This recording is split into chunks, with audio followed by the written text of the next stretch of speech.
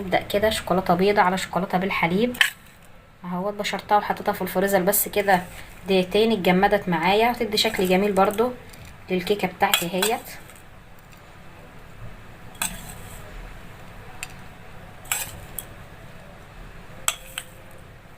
بس حاجة بسيطة مش مكلفة وجميلة. يا رب يكون فيديو النهارده عجبكم. لو عجبك الفيديو معانا يا ريت ما تنسيش تدعمينا بالاشتراك في القناة وتفعلي الجرس عشان يوصلك كل فيديو جديد.